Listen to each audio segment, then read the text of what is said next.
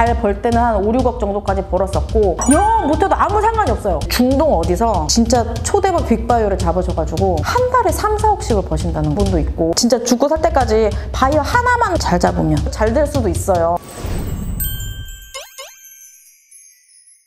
안녕하세요. 저는 뷰티인서울이라는 수출 회사를 운영하고 있는 알리바바 창업 15년차 서일항입니다. 알리바바는 제품을 기업 회사들한테 도매나 주문 제작을 받아서 납품을 하는 B2B 사이트인데요. 판매하려고 하는 제품을 소싱해서 알리바바에 상품 등록을 하면 바이어들이 구매하는 시스템이죠. 바이어들은 일반 개인 구매 고객이 아니고 회사니까 자기네가 대량으로 필요한 만큼 구매를 하기 때문에 구매 단위 자체가 소매가 아니고 도매다. 예를 들어서 저희가 마스카라를 바이어들인데 5불에서 6불 정도 팔면 바이어들이 고객한테 뭐 한 15불, 20불 이렇게 파는 거죠. 소매로. 도매는 한 군데만 잡아도 진짜 죽고 살 때까지 바이어 하나만 거래를 해도 잘 될 수도 있어요. 소매 같은 경우에는 솔직히 거의 일회성 경우가 많거든요. 예를 들어서 내가 캐논 카메라를 사겠다 했을 때 그냥 검색을 해서 뭐 제일 싼 데서 사지 비쌈에도 불구하고 A 판매자한테 저번에 샀으니까 또 A 판매자한테 가서 사야지 그러진 않잖아요. 근데 우리는 도매잖아요. 한 번 거래를 트기 시작하면 계속해서 재구매가 이루어지기 때문에 꾸준하게 잘 될 수도 있어요. 예를 들어서 주문 100개가 들어오면 소매 같은 경우에는 내가 100개를 일일이 포장을 해야 되잖아요. 근데 도매는 또 그냥 100개를 한꺼번에 때려 넣어서 한 개만 포장하면 되는 거예요. 그리고 도매는 배송비가 판매자 책임이 아니에요. 예를 들어 네이버 스마트 스토어에서 해외 직구 제품을 샀는데 불량이 났어. 그러면은 네이버에서는 그 판매자가 환불을 보통 해주거든요. 그럼 이제 배보다 배꼽이 더 커지기 때문에 근데 도매는 아니라서 구매자가 환불 받고 싶으면 내 돈 내고 다시 돌려보내야 돼요. 도매의 국룰이 그래요. 저는 한 번도 관세로 문제 된 적이 없어요. 소매로 상대방이 구매를 했을 때는 관세를 누가 내니만 이런 문제가 있는데 도매는 무조건 구매하는 사람이 회사고 사업자 단위잖아요. 그렇다 보니까 자기네 물건 매입에 대한 관세 세금은 원래 사업자가 자기가 내는 거예요. 알리바바가 B2B 사이트 중에서는 세계 1위고 압도적으로 1등이에요. 사실 알리바바는 일종의 그냥 홍보 창구 중에 하나인 거지만 글로벌 소시스라든지 트레이드 키라든지 아니면 콤파스 뭐 이런 B2B 사이트들도 진짜 많지만 알리바바가 압도적으로 1등이기 때문에 일단 알리바바는 깔고 가야 되는 것 같아요. 온라인 판매이기 때문에 시간 구애를 받지 않고 그게 되게 좋은 것 같아요. 저 같은 경우에도 올해 벌써 2번 해외여행을 갔다 왔거든요. 대부분의 대화가 다 메신저 아니면 이메일이기 때문에 그 자리에서 카톡 답변하듯이 그냥 답변해 주는 거예요. 그래서 영어 못해도 아무 상관이 없어요. 다 텍스트니까. 그냥 번역기 돌리면 되고 내가 영어도 못하는데 이걸 할 수 있나 이런 고민을 되게 많이 하시는데 영어 스피킹을 할 필요가 없어요. 창업 기간은 한 3, 4개월 정도 걸렸고 자리 잡는데 한 1년 정도 걸렸던 것 같아요. 1년 이후부터는 계속 그래도 3, 4억 이상씩 벌었어요. 한 달에 한 3천? 그 정도 버는 건 거죠. 혼자 일했을 때도 그만큼 벌었던 거예요. 제일 잘 벌 때는 한 5, 6억 정도까지 벌었었고 회사가 이렇게 오랫동안 잘 되는 경우가 드물거든요. 그냥 예전부터 지금까지 계속 꾸준하게 잘 되고 있다. 저는 이 B2B 해외 창업 전망은 정말 밝다고 생각해요. 우리나라 제품이 기본적으로 품질이 되게 좋고 사람들이 되게 똑똑해서 홍보도 되게 잘한단 말이에요. 이렇게 한국 제품의 강점을 좀 살려서 좋은 기술과 마케팅 능력을 가지고 넓은 해외로 판매를 하시면 좋다라고 항상 말씀을 드립니다. 일단 창업을 누구한테 추천하는지는 솔직히 저는 정답이 없다고 생각하고 또 누가 잘하고 누가 못한다 이것도 없다고 생각해요. 왜냐면 사람마다 다 성격이 다르고 다 잘하는 게 다르거든요. 그래서 본인이 좋아하고 잘하는 거를 본인의 특성에 맞게 수출을 하신다면 충분히 가능성이 있다고 생각을 하고요. 아이템도 너무 무궁무진하고 방대하기 때문에 본인에 맞는 방법을 찾아서 하시면 남녀노소 연령 불문하고 누구나 하실 수 있다고 생각합니다.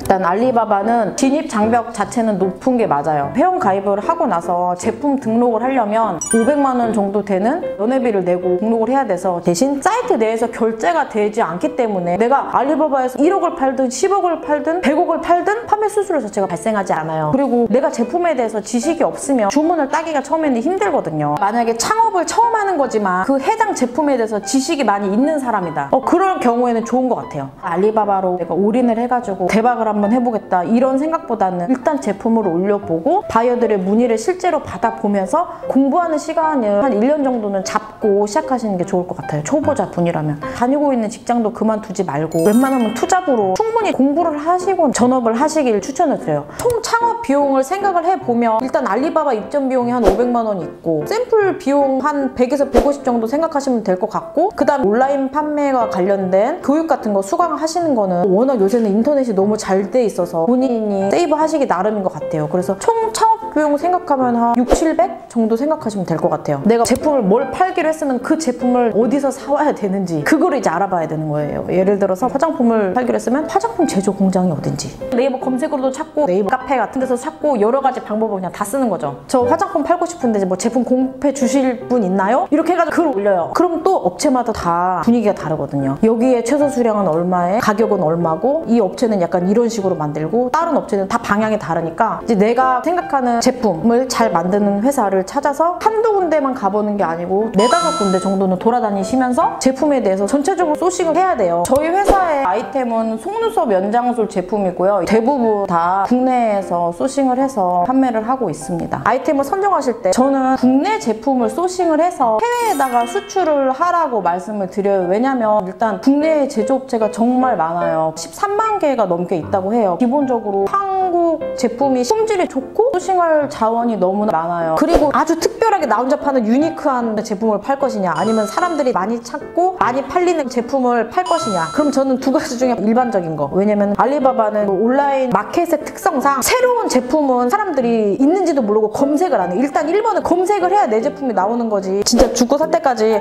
바이어 하나만 잘 잡으면 잘 될 수도 있어요. 상세 페이지를 만들고 제품에 대해서 공부하다 보면 초보자 누구나 할 수 있다. 상세 페이지 구성 팁. 일단 가장 중요한 건 올리는 게 1번, 그다음에 2번은 바이어가 필요한 내용이 들어가는 게 중요한 거예요. 제가 상세 페이지를 진짜 못 만들거든요. 왜냐면은 저는 되게 여러 가지를 하잖아요. 제가 워드프레스도 하죠, 포토샵도 하죠, 일러스트도 하죠, 혼자 막 제품 사진 촬영도 하죠, 뭐 보정도 하죠. 다 해요. 다 하는 대신에 다 얕게 해요. 욕심부리다 보면 끝이 없으니까 일단 올려요. 바이어들이 궁금해하는 거는 회사 소개, 이메일, 메신저 그런 거 연락처, 주문 제작 가능 여부, 최소 수량이 몇 개냐, 대략적인 가격, 제작 기간, 배송 뭐 얼마나 걸리냐. 바이어들이 궁금한 거 뻔하잖아요. 그러니까 구매자들이 필요할 만한 내용이 포함되는 것이 중요한 거지 디자인 요소적으로 엄청나게 화려하고 예쁘게 만드는 게 중요한 게 아니라는 거죠. 중동 어디서 진짜 초대박 빅바이어를 잡으셔가지고 한 달에 3, 4억씩을 버신다는 분도 있고 근데 창업한 지 6개월도 안 됐어. 그분도 그냥 집에서 애기 키우는 애기 아빠였어요. 근데 이제 홈페이지를 막 되게 잘 해놨나 봐요. 그리고 자기가 응대도 잘 해줬겠지. 공부도 많이 하셨겠죠. 그 제품에 대해서. 이제 그 중동 바이어가 봤을 때는 이 사람 진짜 제품에 대해서 잘하는구나. 거기서 주문하는 거예요. 그러면 알리바바에서 제품을 어떻게 파냐. 첫 번째로 제품 소싱을 해야 되고 두 번째로는 사진 촬영을 한다든지 상세 페이지를 만든다든지 회사니까 웹사이트가 있어야 돼요. 회사로서의 구색을 갖춰놓고 그 다음에 세 번째 알리바바에 연회비를 내고 사업자 등록 이후에 입점을 해서 제품 등록하시면 돼요. 그럼 제품에 대해서 문의를 보낸 바이어랑 메시지를 통해서 대화를 하면서 바이어가 주문을 하겠다라고 얘기를 하면 주문서 같은 걸 보내주고 페이팔 같은 결제수단 외화를 받고 입금이 되면은 물건을 보내주시면 됩니다. 정부 지원 정책 관련해서 콕 집어서 딱 어디다 하고 정해진 건 없어요. 수강생들이나 주위에 교육하면서 보면은 가장 많은 수출 지원 사업이 있는 데는 두 군데인데 첫 번째는 소상공인진흥공단. 일단 내가 1인 창업을 할 거면은 소상공인진흥공단에서 지원 사업을 알아보시는 게 좋을 것 같고 두 번째로 많이 나오는 거는 중진공, 중소벤처기업진흥공단. 여기도 벤처기업이나 중소기업 중심으로 수출 지원 사업을 많이 하기 때문에 이런 지원 사업이 많아요. 예를 들어서 배송료로 뭐 100만 원이 나갔다. 그러면 이 중에 30%, 50% 지원해줄게. 이런 물류비 지원 사업 같은 게 있어요. 상품명을 뭘로 해야 되냐, 키워드를 뭘로 해야 되냐 이런 거를 많이 질문을 하시거든요. 알리바바가 공식적으로 어떻게 해야지 상위 노출이 된다 그런 내용은 되게 굉장히 뻔한 것들밖에 없거든요. 참고하기가 너무 좀 약해. 제가 책 쓸 때만 해도 이 부분에 대해서 잘 몰랐어요. 그랬는데 제 제품이 지금 많이 노출이 되는 이유는